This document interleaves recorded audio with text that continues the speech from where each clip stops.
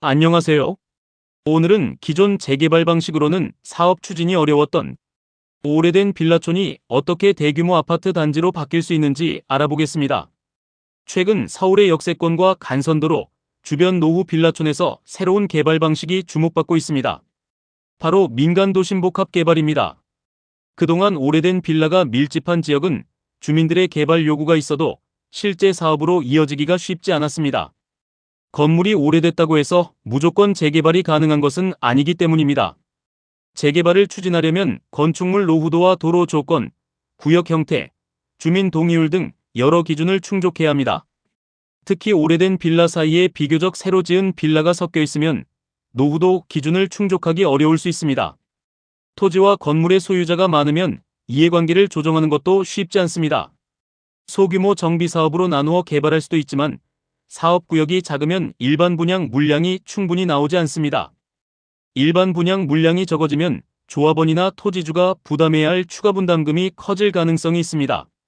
결국 개발의 필요성은 크지만 사업성이 부족해 오랫동안 방치되는 지역이 생기는 것입니다. 그런데 민간도심복합 개발을 적용하면 상황이 달라질 수 있습니다. 민간도심복합 개발은 역세권이나 간선도로, 주변의 노후 주거지를 고밀도로 개발하는 방식입니다. 기존의 낮은 용적률을 높이고 주택뿐만 아니라 상업 업무 문화시설 등을 함께 조성해 사업성을 확보하는 것이 핵심입니다. 서울 암사역 인근 천호동 324번지 일대가 대표적인 사례로 거론되고 있습니다.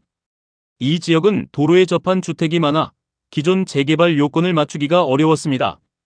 무화주택 방식으로 개발하면 여러 구역으로 나누어 사업을 추진해야 해 주민들의 추가 분담금이 매우 커질 수 있다는 분석도 있었습니다. 하지만 민간도심복합 개발을 적용해 용적률 500% 수준으로 개발할 경우 기존 약 640가구를 약 2,000가구 규모의 대단지로 바꿀 수 있다는 전망이 나왔습니다. 일반 분양 물량이 늘어나면 그 수익으로 사업비를 충당할 수 있기 때문에 주민들의 분담금 부담이 낮아질 가능성이 있습니다. 일부 주민은 추가 분담금을 내는 것이 아니라 오히려 환급금을 받을 가능성까지 거론되고 있습니다. 물론 이것은 현재 제시된 사업성 분석 결과일 뿐입니다. 실제 환급금이나 분담금은 토지와 건물의 감정평가액, 공사비, 금융비용, 일반 분양 가격, 기부 체납 규모 등에 따라 크게 달라질 수 있습니다. 따라서 개발만 하면 무조건 몇억 원을 받는다라고 단정해서는 안 됩니다. 그래도 중요한 점은 기존 방식으로는 사업성이 나오지 않던 지역에 새로운 가능성이 생겼다는 것입니다. 민간도심복합 개발의 대상이 되려면 기본적인 입지 조건을 갖춰야 합니다. 보도된 기준에 따르면 사업 면적은 2만 제곱미터 이상, 6만 제곱미터 이하가 기본입니다. 건축물 노후도는 60% 이상이어야 하며 역세권이나 간선도로 주변에 위치해야 합니다. 제2종 일반주거지역을 준주거지역으로 상향할 수 있다면 용적률을 크게 높일 수 있습니다.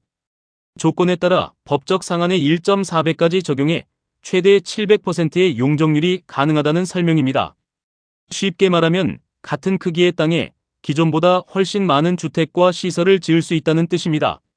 사업 규모가 커지고 일반 분양 물량이 늘어나면 사업성이 좋아질 가능성이 높습니다. 주민동의 요건도 주목할 부분입니다. 현재 제도상 기본동의 요건은 토지 등 소유자 3분의 2 이상과 토지 면적 2분의 1 이상입니다. 모든 토지주의 동의를 받아야 하는 사업은 아닙니다. 일정 수준 이상의 주민 동의가 확보되면 사업을 추진할 수 있도록 진입 장벽을 낮춘 것입니다. 이 때문에 기존 재개발이나 소규모 정비 사업이 어려웠던 지역에서 관심이 커지고 있습니다. 현재 서울에서는 송파구 잠실동과 석촌동, 삼전동을 비롯해 강동구 천호동, 광진구 구이동, 성북구 석관동 등에서 민간도심복합 개발을 검토하는 움직임이 나타나고 있습니다. 정비업체와 신탁사 등이 참여하는 주민설명회도 열리고 있습니다. 성북구 석관동 174번지 일대도 주목받고 있습니다. 이 지역은 돌고지역과 석계역을 이용할 수 있는 더블 역세권이지만 주차난과 소방차 진입 문제, 부족한 주민 편의시설 등이 오랫동안 지적돼 왔습니다. 그러나 신축 빌라가 섞여 있어 기존 재개발의 노후도 기준을 맞추기 어렵고 현재의 용도 지역만으로는 충분한 사업성을 확보하기 어렵다는 평가가 있었습니다. 민간도심복합 개발은 이런 지역을 하나의 큰 구역으로 묶어 고밀도로 개발할 수 있는 대안이 될 수 있습니다. 기사에 소개된 사업성 분석도 상당히 눈에 띕니다. 석관동 일대 빌라 545가구를 대상으로 용적률 500%를 적용하면 약 2,134가구를 공급할 수 있다는 분석이 나왔습니다. 조합원 물량과 공공기업 물량 등을 제외해도 일반 분양 물량이 약 1,333가구에 이를 수 있다는 것입니다. 사업성을 나타내는 비례율도 약 200% 수준으로 추정됐습니다. 평균 환급금이 가구당 6억 원에 이를 수 있다는 분석도 제시됐습니다. 그러나 다시 한번 강조하겠습니다. 이러한 수치는 확정된 보상금이나 환급금이 아닙니다.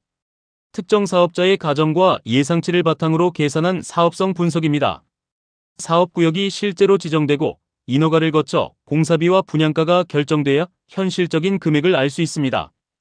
특히 최근에는 공사비와 금융비용이 사업성에 큰 영향을 줍니다. 용적률이 높다고 해서 반드시 모든 주민에게 큰 이익이 돌아가는 것도 아닙니다. 공공기여와 임대주택 비율, 기반시설 설치 비용, 비주거시설 의무 비율이 커지면 실제 주민들의 몫은 줄어들 수 있습니다. 민간도심복합 개발에는 장점만 있는 것이 아닙니다. 사업구역에 반대하는 토지주가 있거나 보상 문제를 놓고 갈등이 생기면 사업이 지연될 수 있습니다. 구역의 중요한 위치에 있는 토지주가 과도한 보상을 요구하는 이른바 알박기 문제도 발생할 수 있습니다. 서울시가 간선도로에 접한 토지 소유자에게 별도의 동의 요건을 요구할 가능성도 거론되고 있습니다. 비주거 시설을 일정 비율 이상 설치하도록 할지도 아직 중요한 변수로 남아 있습니다. 상업시설이나 업무시설이 지나치게 많아지면 분양이 어려워지고 그 부담이 다시 주민에게 돌아갈 수 있습니다. 결국 용적률 숫자만 보고 사업성을 판단해서는 안 됩니다. 일반 분양 물량이 얼마나 나오는지, 공공기여가 어느 정도인지, 공사비와 금융비용은 얼마인지, 상가와 업무시설의 분양 가능성은 있는지를 함께 살펴봐야 합니다. 민간도심복합 개발이 성공하려면 세 가지가 중요합니다. 첫째, 주민들이 정확한 정보를 공유해야 합니다. 확정되지 않은 환급금이나 분담금 수치를 마치 확정된 것처럼 홍보해서는 안 됩니다. 낙관적인 예상과 보수적인 예상을 함께 제시해야 주민들이 합리적으로 판단할 수 있습니다. 둘째, 사업 초기에 구역을 합리적으로 설정해야 합니다. 사업성이 좋은 토지만 포함하고 어려운 토지를 무조건 제외하면 나중에 도로와 기반시설 문제로 사업 전체가 흔들릴 수 있습니다. 반대로 지나치게 넓은 지역을 한꺼번에 포함하면 소유자 수가 늘어나 동의 확보와 이해관계 조정이 어려워집니다. 셋째, 주민 동의와 사업성 검토를 함께 진행해야 합니다. 동의율만 높다고 사업이 성공하는 것은 아닙니다. 또한 계산상 사업성이 좋다고 주민들이 자동으로 동의하는 것도 아닙니다.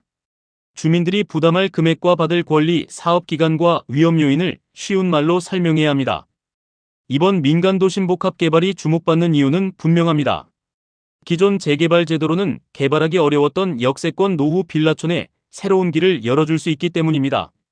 낡은 빌라와 좁은 도로, 부족한 주차장과 편의시설을 그대로 방치하는 대신 대규모 공동주택과 상업업무 문화시설이 결합된 새로운 도시 공간으로 바꿀 수 있습니다. 그러나 제도가 있다고 해서 사업이 저절로 진행되는 것은 아닙니다. 높은 용적률은 사업성을 높여주는 중요한 수단이지만 주민 갈등과 공사비 상승, 인허가 문제까지 해결해주는 만능 열쇠는 아닙니다. 서울시가 구체적인 운영 기준을 발표하면 사업 대상과 추진 방식은 더욱 분명해질 것으로 보입니다. 동의 요건이 추가될지, 비주거시설 의무 비율이 적용될지, 사업을 수시로 접수할지, 공모 방식으로 선정할지가 중요한 관건입니다. 앞으로 노후 빌라촌의 개발을 검토하는 주민이라면 단순히 용적률 700%가 가능하다는 말에만 주목해서는 안 됩니다. 우리 지역이 사업 대상 조건을 충족하는지, 실제로 용도지역 상향이 가능한지, 일반 분양 물량은 얼마나 확보되는지, 공공기여와 공사비를 제외한 뒤에도 사업성이 남는지, 주민들이 부담해야 할 추가 분담금은 어느 정도인지를 구체적으로 확인해야 합니다. 민간도심복합 개발은 기존 재개발이 막혀있던 지역에 분명 새로운 기회를 제공하고 있습니다. 다만 기대감만으로 사업을 추진하기보다 정확한 사업성 분석과 주민 간의 충분한 협의가 먼저 이루어져야 합니다. 좋은 개발 방식이란 이름이 화려한 개발이 아닙니다. 주민들이 감당할 수 있는 비용으로 낡은 주거 환경을 개선하고 사업이 실제로 끝까지 완성될 수 있는 방식이 좋은 개발입니다. 앞으로 민간도심 복합 개발이 서울의 노후 빌라촌을 어떻게 변화시킬지 지켜볼 필요가 있습니다. 오늘 영상이 도움이 되셨다면 구독과 좋아요 부탁드립니다. 감사합니다.